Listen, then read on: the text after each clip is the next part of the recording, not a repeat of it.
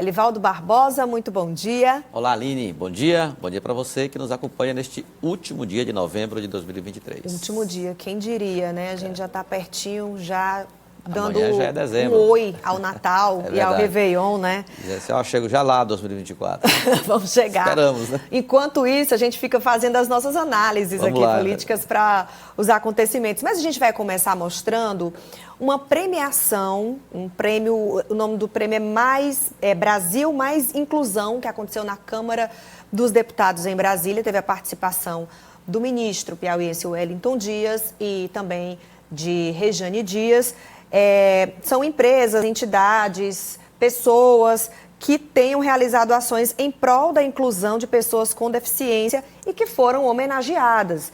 E a Câmara entregou ontem, é uma homenagem anual, e também essa participação da Rejane Dias, da dona Rejane, também, claro, reforçando essa luta dela nessa causa, que é a pessoa com deficiência. Eu diria até que foi uma presença muito oportuna do ex-governador, hoje senador e ministro da Ação Social do governo federal, o Wellington Dias, e da dona Rejane, ex-primeira-dama do Estado, ex-deputada estadual, federal, hoje conselheira do Tribunal de Contas do Estado do Piauí, mas eles, inegavelmente, que têm um legado muito grande nessa parte de políticas públicas ou de fomentar políticas públicas, Aline, voltada para pessoas com deficiência. Essa estrutura que existe hoje no Piauí, toda ela foi concebida nas 4 gestões do ex-governador Wellington Dias. Virou referência, inclusive, no Brasil, né? Virou referência. Até então, qualquer tipo de tratamento mais complexo, qualquer tipo de tratamento que exigia uma atenção maior, só se lembrava do complexo Sara Kubitschek, em Brasília, ou em cidades aqui, talvez em São Luís. Hoje não. Muitas dessas saídas, muitas dessas atenções podem ser realizadas através, não de uma unidade centralizada na capital, mas hoje já existe uma rede no estado do Piauí. E além, é claro, da participação da sociedade, através dos vários segmentos voltados para essa política, fomentou também iniciativas de poderes, como, por exemplo, a Assembleia Legislativa, Câmara Municipal, a sociedade civil se organizou mais nessa perspectiva. Então, eu tenho isso com absoluta convicção do legado que tem o Wellington Dias, a dona Rejane, em trabalhos públicos nessa área. Vamos ouvir, então, a fala do ministro no momento dessas entregas. Aqui, 6 premiações, 3 são ações do Estado do Piauí. E aqui, a nossa querida deputada, agora conselheira do Tribunal de Contas do Estado, mas quando deputada federal, deputada estadual, e também no seu trabalho como secretária da pessoa com deficiência, secretária na área social, sempre esse olhar para as pessoas com deficiência. Aqui, a deputada Rejane, e eu digo, inspirada, certamente no aprendizado da nossa querida Daniele Dias, aqui uma mudança muito grande, em um estado que as pessoas com deficiência eram amarradas, eram largadas, não tinham alternativas, e hoje, com muito orgulho, pelo trabalho dela, coloca o Piauí hoje num dos lugares em que tem uma das melhores e mais completas políticas na área da pessoa com deficiência.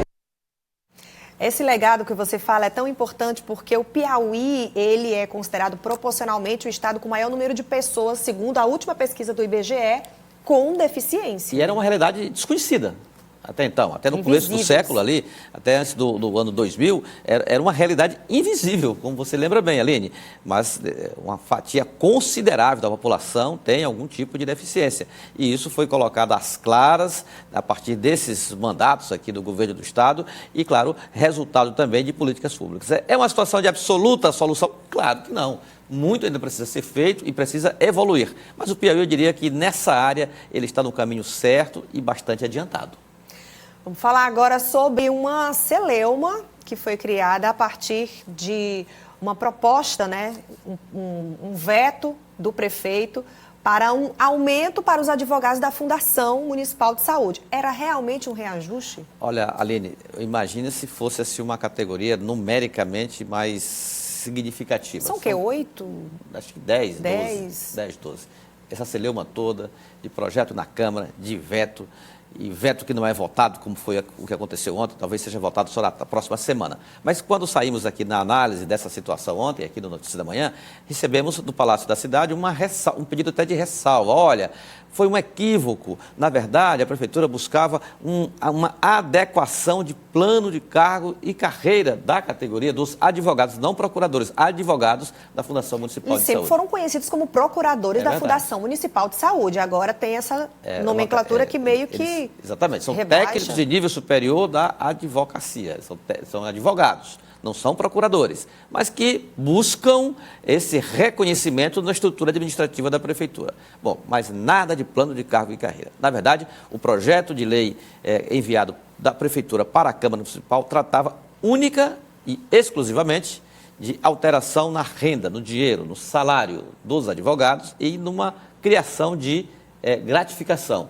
Esse foi o único ponto tratado nas negociações dos advogados, com a Prefeitura de Teresina, com o prefeito, com a área financeira, com a área jurídica da Prefeitura. Temos até uma cópia do projeto de lei que nos foi enviado ontem, com destaque aí para o artigo 1º, que trata exatamente da essência da matéria. Fica fixado o vencimento base dos servidores integrantes da carreira de técnico de nível superior na especialidade de advogado da Fundação Municipal de Saúde, Aline, aí cita aí os incisos tal e tudo. Então, foi uma gratificação criada e estabelece até os percentuais e os valores. Bom, o recuo da Prefeitura é que precisa ser, de fato, melhor explicado, o impacto financeiro, viu que isso poderia gerar um efeito cascata, aí é um problema da Prefeitura analisar com a sua área financeira. Mas, na verdade, a matéria trata exclusivamente de gratificação e de aumento de salário, de vencimento da categoria negociada e acertada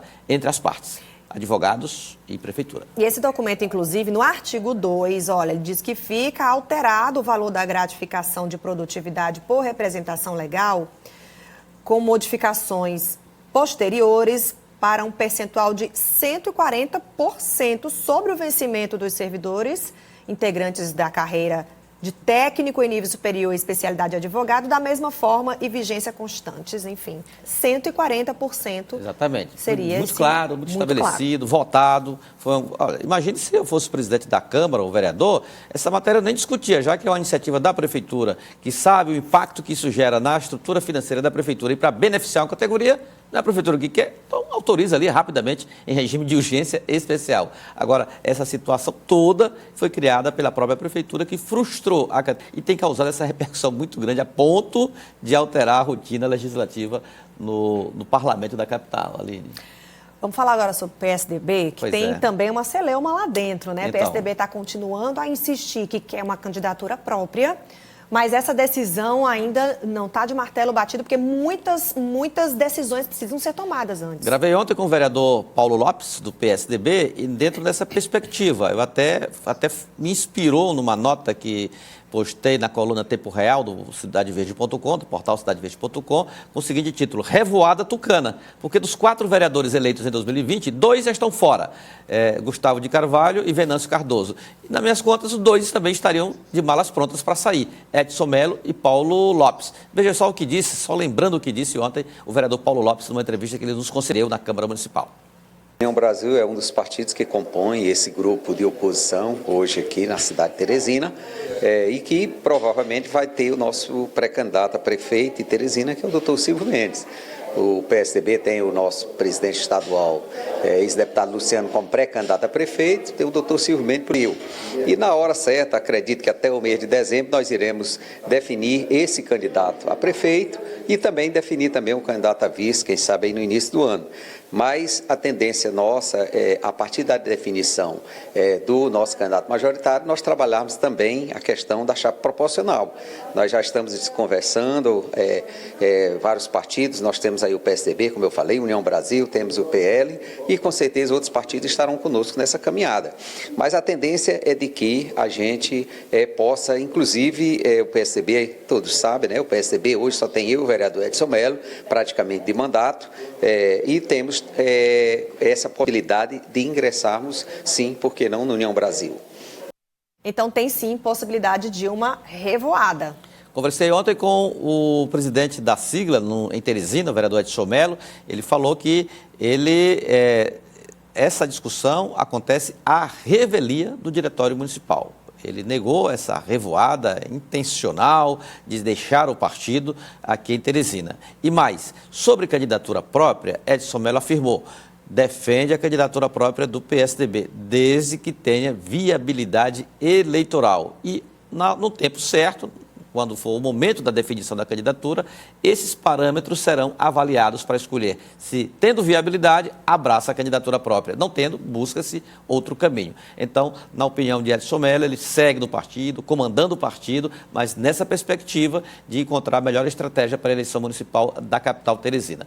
O presidente estadual, pré-candidato a prefeito de Teresina, está em Brasília, participando do Congresso Nacional do PSDB, que vai mudar a direção nacional. Luciano Nunes acredita que lá haverá um consenso para a escolha do sucessor do atual presidente e governador do Rio Grande do Sul, Eduardo Leite. Então, vamos ver como vai terminar 2023 o Ninho Tucano em Teresina, Aline. E em outro partido também, essa é uma decisão que está sendo bastante debatida, que é o MDB. Vai ter ou não candidatura própria, né? E a pessoa que hoje encabeça essa, que é a pessoa mais, que se divulgou como o candidato do partido, pode até sair do partido. Olha, o médico Paulo Márcio ratificou ontem a pré-candidatura e o desejo de seguir com a pré-candidatura no MDB. O presidente municipal da sigla, o vereador Zé Nito, informou que tem o aval do diretório municipal. Mas a gente sabe que essa não é uma questão resolvida no MDB e isso pode ter desdobramentos no futuro. Zé Nito foi até cauteloso, acha que essa definição da estratégia do MDB para as eleições de Teresina deve ficar mesmo para o princípio de janeiro de 2024, Aline. Porque a gente já ouviu, inclusive, se o MDB realmente fizer parte do PT, da base do PT, Paulo Márcio já pode também... tem uma tendência, inclusive, né? Deve estar até conversando. São dois caminhos, né? A da candidatura própria é abraçada pelo Diretório Municipal e de apoio a Fábio Novo já no primeiro turno, ideia defendida pela ampla maioria, digamos assim, das lideranças estaduais, os deputados e até do Diretório Estadual. Então, o MDB não tem uma posição assim clara, unida, unificada, pacificada em torno dessa matéria. Por isso, o vereador Zé Nito acha que essa decisão final mesmo, essa para valer mesmo, deve ficar para 2024. 2024, janeiro, que já vai começar bastante quente, com muitas decisões. Dias. É só isso? Olha, só para fechar, Aline, hoje o governador em exercício, Temístocles Filho, já assumiu o estado do exercício do poder, ele vai para Brasília, ele cumpre uma agenda em Brasília, ele tem uma audiência com o ministro Camilo Santana, da Educação. E ele já vai levar na bagagem 2 pedidos. Um, para a criação de um hospital-escola, ou hospital universitário, lá em Parnaíba, para dar amparo lá à Universidade Federal do Delta do Parnaíba. A exemplo do que existe aqui no Hospital Universitário da Universidade Federal do Piauí, também a criação de um projeto idêntico lá para a cidade de Parnaíba. E a outra, a ampliação de campus da estrutura do Instituto Federal de Educação, do IFEP, aqui, sobretudo em Teresina, na Zona Norte, na Zona Sul e em cidades do interior do estado. São 2 bandeiras que exigem muito investimento e muita conversa. Então, o Temístocles aproveita a interinidade do poder, dá essa contribuição para melhorar a infraestrutura do Piauí na parte da saúde e da educação. Tá certo, Alivaldo Barbosa, muito obrigada e até amanhã. Aline. Até amanhã, bom dia.